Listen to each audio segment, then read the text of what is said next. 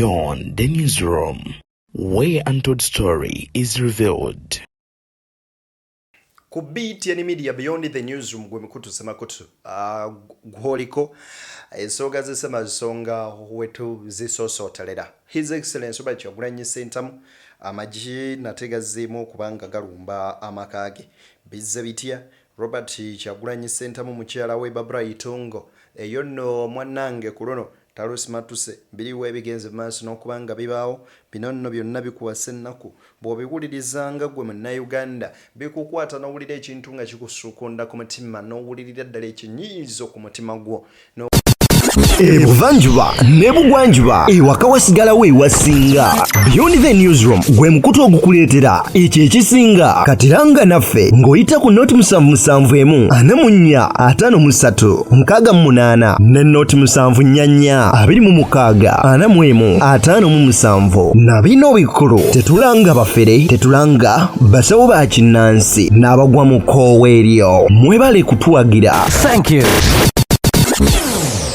mutima gwo n'ogamba eno nsi ki mwetuli.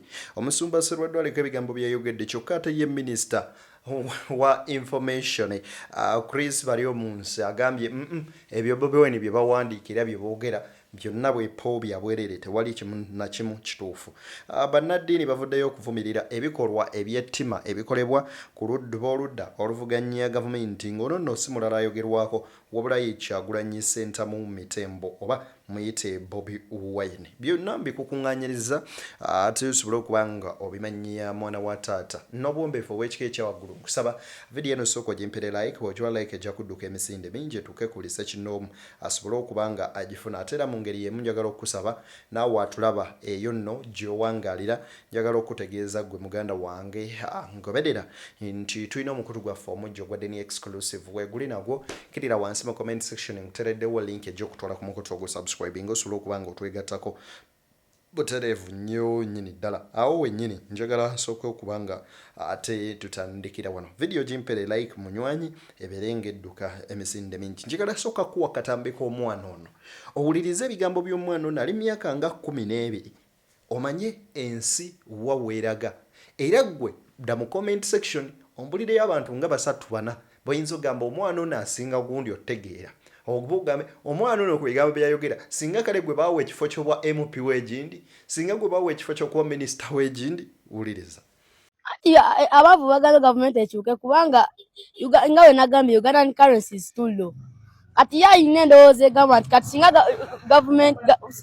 singa gundi anakyuka president anakyuka nikugendako His Excellency manager ototya Robert Kyagulanyi Ssentamu ajja kale currency ya Uganda ajjongera kebere wala nnyo n'omuntu wa wansi ng'akola sente ye nagira tugeze mu nsi endala sente ye ina value y'amanyi emwongerako ate kati Museveni ekyamulemye okukola omuntu asoofuna nusu mutwalo nagenda okugula emmere nakomawo na nusu 10 ku mutwalo naye nga nebyaguze kaguze mukene na muceeri. Ate ebintu biri waggulu nnyo. Nabwo ku ndowooza olaba otya batukuwa mu ntebe ya president n'obaako by'okyusa. Saakagala ntebe ya president. Lwaki ogitya? Sigitya. Eriko emyunyo. Wabula nze ekyoto kyange kubeera veterinary doctor saagala abeera president. Kale tweyanze nnyo tweyanzeeke wagambye gwana erinnya lyo? Manya gange nze Damba Junior. Omwana ono Damba Junior agambye ekirooto kye kyakubeera veterinary doctor omusawo w'ebisolo. Naye omwana ono alina ensonga za nnyonnyodde nga ne ba politicians abamu be mulondo babe tuteeka mu parliament nga tebasobola kunnyonnyola ekyo. Oli bwakera ku makyala agamba nti gavumenti eno etulumizza obwavu ne munomubuuza tutya. Oli bwakera ku makyala agamba nti gavumenti eno ensudde akatale kaffe kali wansi oli ajja kugamba nti kuba tuliraanye ffenna ffe tusinga okweexportinga ebintu wabweru nti ate kiddya kitya naye omwana ayogedde ku point ekyokubeera nti currency yaffe ya losing value nga olunaku olwaleero Kenyan shilling esinga sente za Uganda okuzitowa. Baana ba taata dola ya America egula siringi 36,000 olunaku olwaleero wane Uganda. Boyogera ku pound emu bweti egula 4,450. bw'oyogera ku ssente esinga okuzitowa wano eno eya Kuwait ezitowa omutwalo mulamba mu 10 n'ezigwamu eza Uganda. Ekitegeeza nti ssente zino buli lwe zinaabuuka n'ebyokukola bitoniwa. Omwami omu yambuuzizza, gwe wali okitegeddeko nti ekinusu kimu eky'olukumi baagatta ebinusu 2 ne bajjawo ebirala? Nti ebiriwa baakwata 5 ne bagakwata n'ekikumi ne babijja ne bagatta 2 ne bikola coins meka 3 zino endala ne ziggyibwawo. Atya era ng'akulaga nti kintu kikyusa olugenda ku dduuka ogule nga kya 10. Omwana ono ayogedde ebintu ne nfumitiriza mu mutima gwange ne ŋŋamba Uganda wulira bwetonyolokoka omusaayi. Twetaaga okufuna abakulembeze abalina embala bweti nga tubazimbye okuva wansi va kuba nombo Buganda yanzimba abalina omutima gw'eggwanga abayinza oddisitulo baakola endala kwe baliteeka. Baana ba taata bino bikaabya amaziga nesooka owulirize Pastor Serwadda. Kalulu kaluno tekabalaze bakulanga enkya nti gwokalidde ne balanga ono enkya nti kakuvuddeko kamuddidde ono n'agenda mu kkooti ne bakazali bagati okusinzira ku kkooti kado naawe nogati tuddemu tukabale ne baddemu ne bakabalanga olwo yakalidde.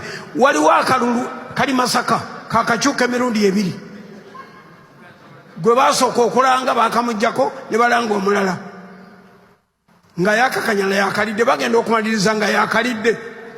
Kakati ate leero tuwulidde baga nti bazeeyo ate oli omulala kati gwe balanga yakalidde. Ekyo tekikuzuukusa nti ebintu bwe bikya ne biyitako olunaku bikyuka. Ngambira muliraanwa wo nti era gwe toyiga akalulu kakyuka ekiro. Ebokisi eyabadde mu 1,600 kati eri mu 1,600. Obululu butabuka buzaala bunnaabwe ekiro.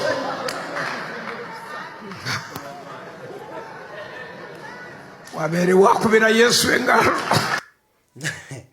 Omanyi Serwadda ono ye muntu agera ku makya n'akunyiiza n'owulira ng'akutamye nga toyagala namuwulira yadde eddoboozi lyo yadde owulira eddoboozi ya Serwadda nga lyogera. Kyokka ate n'olunaku ne lukya n'akolayo ekyamagezi kimu n'owulira nga mu butuufu omuntu gw'osaanye okusembeza ku ludda lwo ye Serwadda.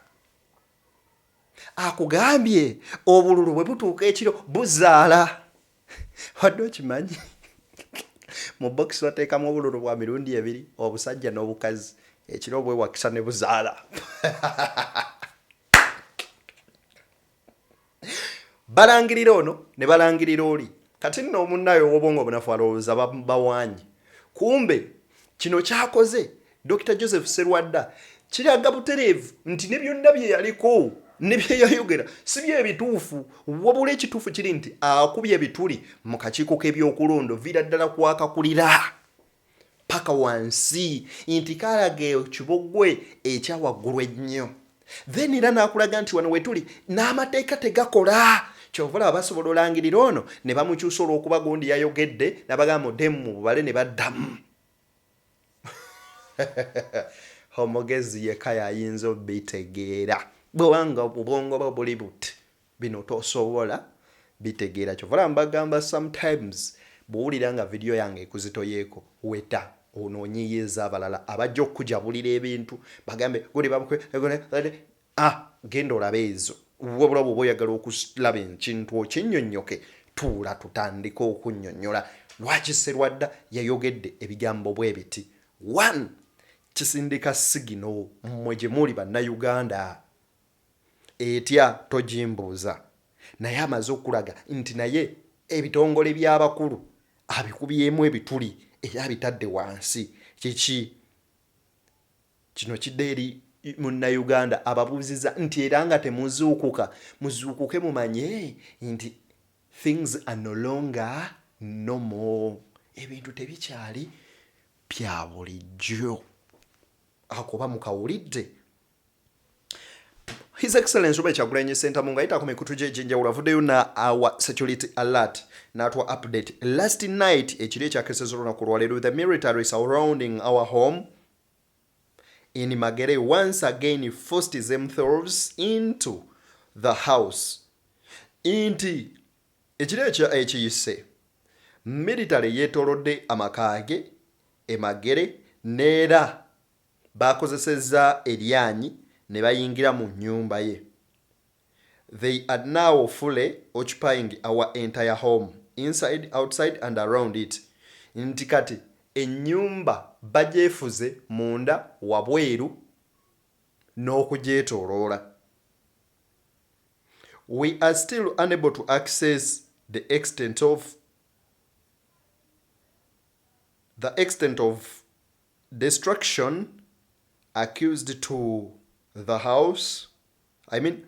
Destruction caused to the house when they first broke in. Vandalized it on 23rd January. Agamba nti bano nno tebannaba kubeera nga basobola kwesogganju eno okulaba ne ku ebyo ebyayonoonebwa bwe baamenya ne bayingira ng'ennaku z'omwezi 23 mwezi gwa January. Bakyalemereddwa ofuna access nga bwe manyi nti abafamire bagezaako okugendayo ne babagaana. Ekyo mukimanyi. N'agamba bw'ati, neither have we been able to take stock of what items and documents the armed men seized from the house. N'agamba nti mu byonna era tebannaba na kubeera nga basobola okubeera nga bamanyi ebyo ebituufu byonna ebyayonoonekebwa, gamba ng'empapula ezo ezayonoonebwa abasajja bamukwata mundu n'okubanga oba oliawo ebimu ku bintu ebikozesebwa banga babizzaawo. Wabula wuliriza wano. Since none of our family member has ever been allowed to access it since the attack happened. Nga bwe kiri nti tewali n'omu ku banju ye baali bakkiriziddwa kubeera nga bayingira mu makaago okuva agajambula gano lwe gaalumba ennyumba. Kati once you hear a certain person like this one, Bobi Wine addeyo mu makaage, wuliriza. He is in hiding on his own. I don't know what he's hiding from. If he came and reached home, nobody would arrest him. Someone has said he wants to. Why are you beating the wife? Not enough No. to make. Why are you beating the wife someone. asking Not her where just he someone. is if they are not looking for him? Not just someone. Not just someone. Someone who I do not condone, I have said even in parliament, These who are breaking I do not condone beating anybody, whether the Honorable Chagulanyi or his wife, because the wife of Chagulanyi, being a wife to a new president is not a crime. If there are any charges the government wants to prefer against her, should arrest her and take her to courts of law. So that is wrong. And if she was, and I have been on record saying, if indeed she was assaulted, that would be wrong and we condemn it. The deployment at the Honorable Chagulanyi's home, his home is of security interest. I'm sure you would appreciate. He's the head of NOP, has been a presidential candidate. He came second. There are these tensions. Do you know, for instance, if the home was left, some wrong element? I'm glad that your home broken doors in the house because I believe you have guards. We shall find out, and it would be wrong if they broke into it. It could be acts of indisciplined people. Bano abasajja bw'owuliriza ebigambo bya bali omu nsi Chris. They talk arrogantly. They talk like they are next to God. They talk like, you know. Oh, wow. I'm sorry we bajogeddemu Bobi. N'amazima abantu bano bakulowoozesa nti bo ensi baagimalayo dda bali mu ggulu. Agambye mbwa Kyagulanyi mu maka ge teri amunoonya teri amwetaaga ng'ennyumba ye mugifudde kifulukwa mumenye mugukoze buli kimu buli kye mwagala mukikoze mufudde mukaziwe okulaba nga mumwambula mumukola buli kimu buli jjogo lyonna. Olunaku olwaleero bw'okeera ku makya n'otunuulira Chris bali omu nsi ng'ayogera bino ebigambo weewuunya. Nogera nayo ddala omusajja ono ayinayo abaana badde eka ne bamukulisayo nti kulikayo taata. Ne bamwebaza emirimu egy'ettendo. Mbwa ekyo bwe baba bikola ku mukazi wa Bobi Wine imbivumirira era mbagamba bw'aba mukazi wa Bobi Wine yazza omusango gwonna bamutwale mu mbuga z'amateeka avunaanibwe. Lwaki tokera ku machano ogamba nti abakola ekikolwa ekyo bonna bakwatibwe? Lwaki tokera ku machano ogamba no atwetinga zineeno agibweko ekifo kubanga misusing the office?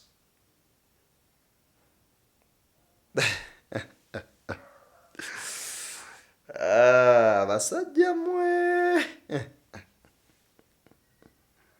Uganda eno kankwe katanowolereze. Regarding his attempt to minimize what has been happening at the home of our leader, it's unfortunate and absurd that he's trying to minimize it, because where you have soldiers breaking into someone's house, destroying doors, beating up the wife, and you have the chief of the army coming out to confirm that these are the videos of the lady being treated in the most inhuman manner, and you say it is for his security. If someone's security means that you assault his wife, that you break doors of his house, that you turn his compound into an encampment, I think it is very embarrassing that the government can take such a position and want to justify it. Okusinzira ku Katana agamba nti kya buswavu nnyo nnyini ddala okutunulira nga gavumenti nti ku bikolwa bino ebikoleddwa eyongeragera maaso n'okubanga ebikakasa era nga bo munayo beraga nti basanyufu nabyo. Agamba nti kya buswavu ekyo kiraga eggwanga litakyalimu nsa, abakulembeze abatalina nsa, abalina agatima nga ga nsolo. So kenkwe video eno najirabe wano ya Waiswa yaddali mu komera ne mulimu ebintu ebimu ng'omuddu bw'aba avudde mu bulamu bw'ensi eno bimwogerwako era bimujjukirwako. Wuliriza. I am now telling you about Dr. Chris Barriomos. We were with him. He was entrusted with the safety of the body parts to the airport. Now for him, I cannot doubt him when he says anything. From that time, he was rewarded. I only hear him changing portfolios. He was also awarded of fighting with Zimbabwe. And so for you, who betrayed a dead body, to speak against living people, I don't doubt you. Gwe yali amwolukwe omulambo bw'ovaayo n'oyogera ku muntu omulamu ebintu ebitategerekeka ebyekisiro sikwewuunya kuba olaba ggwe bali bakwesigisizzaako ebitundu by'omuntu eby'omubiri. Ne bannange baasiba akasajja kawaiswa naye baabala empiki yokajja mu saturation kubanga kati singa ebigambo byekafulumya butwa bwereere. Ulira byayogera ku tweet za mukama we. Regarding the CDF does not speak for the government of Uganda, you're on record. But he likes Twitter communication. And he writes tweets. At times I do not read them, then shortly he deletes them. And I'm sure Ugandans have formed an opinion on his tweets. And I don't think, other than purposes of politicking, I don't think they take them as the official position from the government of Uganda. Like when he said, I am going to hang Dr. Besige by June 6th. Did he hang him? Did he hang him? Did Ugandans believe that actually Besige was alive before hanging? More or less. Yes, more or less. No. So I think many right-thinking Ugandans, save for the politics and what, they just know he likes tweeting. At times he tweets and he deletes and so forth. And I have been, for the record, saying those as a government spokesperson, I treat them as casual comments he makes on social media through Twitter. I have discussed this issue with the appointing authority, with the president. Admittedly, his tweets make my work a little bit difficult. Mbusebo mukulu tweet zaakola zize era tezeesigamye ku kitongole kyonna kya government. Era n'agamba mbu bo abamulaba era munnayuganda yenna ategeera obulungi tasobola twala tweet za mutabani waabwe nga nsonga oba ez'omukulu gundi. Wabula ayagala bwagazi nnyo ku tweetinga, so he likes tweeting so much. You should take it like that. ayegesa jamwe byonna mubikoze soka owuliriza Father Chibi mwenanga mwawambye buwambi ntebe tubakolimira mwena bagenda okufutyanka bannammwe abavugenda okufutyanka bakolimire tubakolimira bukolimizi abaagala ebyobwereere ensoba yakola lwaki gwojeberekako munjagale lwa mpaka olina okuyakirira omuntu obanga bakukyawa tebakyakwagala baleke no we don't so nze nkolimira abantu bonna abali mu Uganda mugiza mabega anyway Father Chibi obubaka butuuse taata naye tetumanyi ani gwe wali ogamba wamma gwe bw'oba olowooza Father Chibi ani gwe yali agamba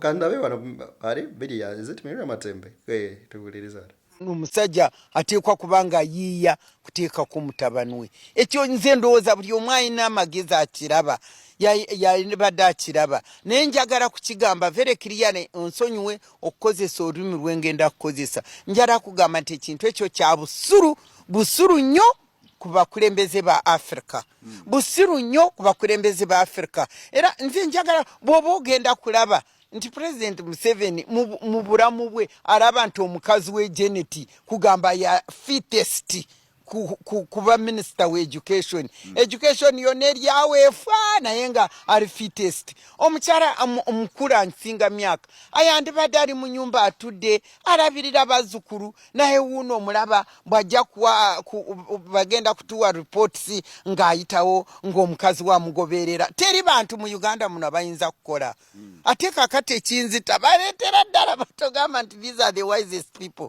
kati nze njagala kubuuza kati ng'ono mutabani wa Museveni wayiya kugenda kumutuleetera kutukulembera ng'amuyiya muki nga magezi kyaga mulimu kugamba nga bwe mulaba abalala oluusi twagala kufa naye katonda nze nsaba katonda banange atujjukire tucrossing kubanga ekyo kintu kyonna kya busulu ekyokuleeta famire yonna simanyani mukoyani simanyi mulamu weebwe aliyo n'abalamu timbamanyi bali ba ministers kati nga mukyamatembe with all my knowledge and ability and capacity nga bankasuka wali nga baleeta ng'obwo simanyi ono omulamu ono nga bamu Uganda kati yandibadde eti kyekyo kyova olabiri nga bweri si Uganda yokka kyova olaba Uganda eringa bweri Uganda bannayuganda bannange fuuliriza ebigambo bya Munyagwa buli munamateeka abeera official is a court official buli advocate abeera court official tebamugalira bweru wa kooti naye era bw'ayingira akkirizibwa okutuulawo ku bba oba ayina instructions oba talina instructions you can be there for purposes of watching brief oba you can sit there nobeera posturing okutimba ekifaananyi client ayinza okugoba naye notayagala public emanye nti client yankoze eki yangobye otuulatuulawo awo nolaga ekifaananyi nti wendi client yangobye you get the point but instructions ziri mubali after realizing bani abalabe because wenyina wemba njagala okubuuliza nti choice ya Kivumbi to opt for Medad Lukwaga ndibasaalirwa etegedoleka oba bwaliwoza nti bebe ekibiina ki yalwana bo abamanyi tebakolagana na Museveni tebakolagana na government Kivumbi yali mu Air Force wokotowa kabona balimu abamanyi tebakolagana na government abesiga they are real they are real rakimanyi bino ebisajja nga bwe byagamba mbu byo byagala kuba Nuupu gimalizaayo kati ndowooza muwulidde ebigambo bya Munyagwa naye nno Munyagwa naye kati namugatta ku full figure bebamu ku bantu besitwala serious